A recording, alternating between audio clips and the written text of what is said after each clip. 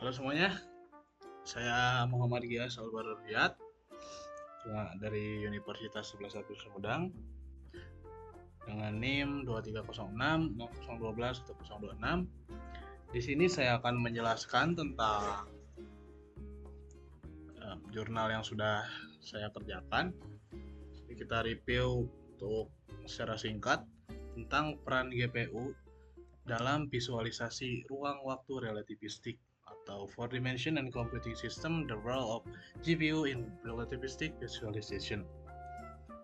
Dari pendahuluan terlebih dahulu, kita lihat dari persamaan Einstein menuju layar interaktif. Jadi sejak Einstein dan Minkowski menyatukan ruang dan waktu, ruang waktu 4 dimensi menjadi entitas aktif yang melengkung akibat massa dan energi. Namun memvisualisasikannya menuntut daya komputasi luar biasa besar.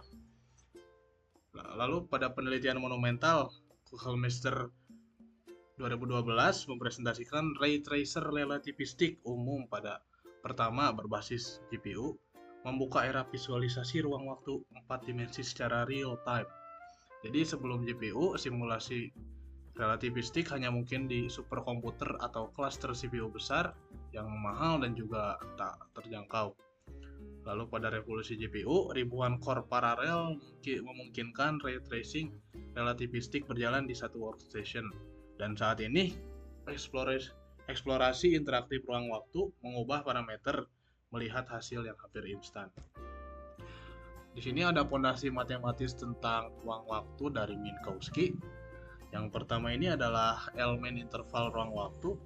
Ini adalah tanda negatif pada komponen waktu membedakan ruang waktu Lorentzian dari ruang Euclidean 4 dimensi biasa.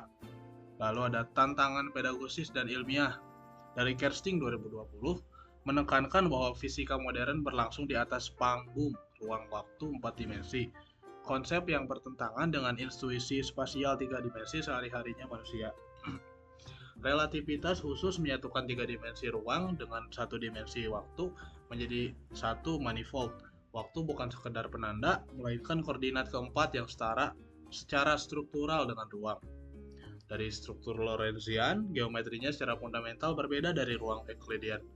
Perbedaan tanda pada waktu inilah yang melahirkan seluruh fenomena relativistik dari dilatasi waktu hingga kerucut cahaya atau light cloud. Lalu di sini ada kelengkungan ruang waktu dan persamaan medan Einstein. Di sini ada untuk 10 persamaan diferensial parsial nonlinear yang menghubungkan tensor Einstein atau kelengkungan dengan tensor tegangan tinggi energi, yaitu distribusi massa. Solusi analitik hanya diketahui untuk kasus-kasus khusus seperti metrik Schwarzschild, yaitu geometri ruang waktu di sekitar massa kompak bola simetris dan tak berputar. Lalu yang kedua, metrik Kerr, ruang waktu di sekitar massa berputar, melibatkan lens, steering, dragging, dan ergosphere. Kedua solusi ini menjadi dasar implementasi sistem ray tracing relativistik seperti karya Kuchelmeister dan Geophys milik Mueller. Dan geodesik ini adalah lintasan cahaya di ruang waktu melengkung. Dalam ruang waktu melengkung, cahaya dan partikel bergerak mengikuti geodesik. Lintasan ekstremal pada manifold persamaan geodesik adalah persamaan diferensial biasa orde 2 nonlinear yang umumnya harus diselesaikan secara numerik. Di sini motion 4 dimensi dari Mueller dan Grape, library yang menyelesaikan persamaan geodesik serta transport paralel dan Fermi-Walker dalam ruang waktu Lorentzian 4 dimensi secara numerik dengan kondisi awal terhadap T-thread lokal. Lalu mengapa GPU relevan? Menyelesaikan geodesik untuk jutaan sinar cahaya sekaligus adalah inti ray tracing relativistik. Setiap sinar dapat dipropagasi secara independen dan simultan pada core GPU yang berbeda. Dan inilah titik temu antara matematika ruang waktu dan arsitektur komputasi paralel. Kebutuhan numerik masih bertemu dengan ribuan core GPU yang bekerja serentak. Kita masuk ke yang bagian ketiga, yaitu tentang ray tracing relativistik. Backward ray tracing dari kamera ke sumber. Ray tracing standar 3 dimensi memperlakukan cahaya sebagai garis lurus dengan kecepatan tak terbatas. Dalam konteks relativistik, cahaya mengikuti geodesik nul yang melengkung. Efek seperti lensing, Doppler shift, dan abrasi sudut harus diperhitungkan.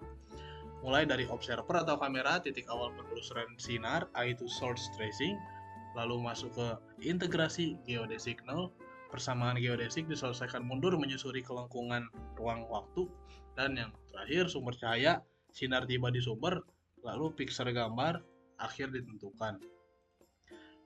Mengutip dari Muller 2014, dalam optika geometrik, sinar cahaya mengikuti geodesic null sehingga persamaan geodesik harus diselesaikan untuk metrik ruang waktu yang bersangkutan, biasanya melalui integrasi numerik. Untuk ekosistem software, sini modular dan dapat diperluas.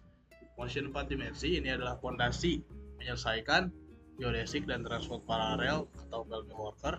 Lalu Geovis, Ray Tracer relativistik yang menggunakan motion 4 dimensi sebagai backbone-nya, dan Ray Tracer GPU implementasi matrix, Schwarzschild, dan Kerr, desain berorientasi objek. Di sini ada dua metrik dan dua fenomena. Schwarzschild distorsi latar bintang dan trajektori objek yang mengorbit masa kompak tak berputar, sementara untuk Kerr, efek tambahan lens tiring dragging dan ergosphere pada lubang hitam berputar atau black hole. Desain berorientasi objek memungkinkan perluasan mudah ke definisi metrik lain. Modularitas software mempercepat riset komputasi ilmiah karena tiap komponen dikembangkan dan dioptimalkan secara independen sebelum diintegrasikan. Dan keempat, kita masuk ke GPU dan komputasi paralel. Di sini mulai dari arsitektur GPU lawan CPU. Jadi untuk CPU dioptimalkan untuk eksekusi sekuensial dengan latensi rendah. Beberapa core berperforma tinggi, ideal untuk tugas bercabang dan bergantung berurutan. Sementara untuk GPU dirancang untuk throughput masif ribuan core sederhana beroperasi paralel. Ideal ketika setiap sinar cahaya dapat diproses secara independen seperti dalam ray tracing relativistik. Selanjutnya di sini ada CUDA, yaitu Compute Unified Device Architecture, platform komputasi paralel milik NVIDIA yang memungkinkan GPU digunakan untuk komputasi umum atau general purpose computing. Programmer mengekspresikan paralelismenya melalui ribuan thread yang diorganisasi dalam grid dan blok dieksekusi masif paralel di core-core GPU. Di sini ada akselerasi kinerja antara GPU melawan CPU. Di sini waktu render relatif mungkin semakin rendah juga semakin cepat. Bisa dilihat di sini untuk CPU tunggal itu waktu rendernya dengan sampai 100, lalu cluster CPU kecil dan ada GPU muda. Jadi semakin rendah itu bakal semakin cepat. Dibandingkan implementasi CPU tunggal bahkan kompetitif dengan cluster CPU kecil. Dari menit jam ke nyaris instan. Sebelum GPU rendering resolusi tinggi butuh menit hingga berjam-jam. Bahkan dengan cluster CPU besar, kini frame rate mendekati interaktif dapat dicapai di satu workstation. Yang kelima, kita masuk ke visualisasi ruang waktu. Distorsi latar bintang di sekitar lubang hitam atau black hole. Kurzmaster memvisualisasikan observer diam di dekat lubang hitam dengan panorama Bima Sakti di belakangnya, menampilkan distorsi dramatis akibat kelengkungan ruang waktu yang kuat. Lalu di sini ada gravitational lensing, itu cahaya yang melewati dekat lubang hitam dibengkokkan secara signifikan. Ada cincin Einstein, cincin cahaya terbentuk di sekitar lubang hitam akibat lensing ekstrim. Lalu multi-imaging, satu bintang tampak di beberapa lokasi karena cahaya menempuh lintasan berbeda. Dan terakhir gravitational redshift, yaitu warna objek berubah saat mendekati horizon peristiwa. Karena ini adalah aplikasi dan juga prospeknya untuk kedepannya. Dari riset astrofisika ke kelas kuliah. Dari astrofisika, pemodelan lingkungan ekstrim lubang hitam dan bintang neutron, prediksi gelombang gravitasi untuk LIGO atau Virgo. Fisika paralel, fisika partikel, simulasi lattice gauge theory atau pendekatan komputasi untuk QCD. Dan untuk pendidikan, Geovis dirancang sebagai alat komplementer bagi mahasiswa pasca sarjana relativitas. Untuk prospek masa depan, simulasi relativitas numerik GPU natif untuk merger lubang hitam real time, lalu integrasi machine learning untuk mempercepat penyelesaian geodesik, selanjutnya virtual reality atau VR relativistik yang makin imersif, Dan terakhir komputasi kuantum untuk gravitasi kuantum. Untuk kesimpulannya, jadi GPU itu bisa mengubah apa yang mungkin divisualisasikan, seperti GPU merevolusi visualisasi relativistik, yaitu akselerasi satu orde besar-besaran dibandingkan CPU tunggal mendekati laju interaktif. Yang kedua, modularitas software adalah kunci. Motion 4 dimensi, Geovis, dan CUDA bekerja sinergis membangun di atas fondasi yang ada. Yang ketiga, nilai ilmiah dan pedagogis. Visualisasi interaktif memperdalam pemahaman konseptual dan membuka eksplorasi baru.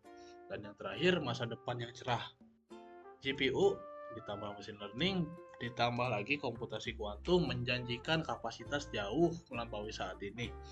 Dan GPU secara fundamental mengubah apa yang mungkin dilakukan dalam eksplorasi ruang waktu 4 dimensi, membawa fenomena yang dulu hanya dapat digambarkan secara matematis ke dalam jangkauan visualisasi interaktif yang dapat diakses secara luas.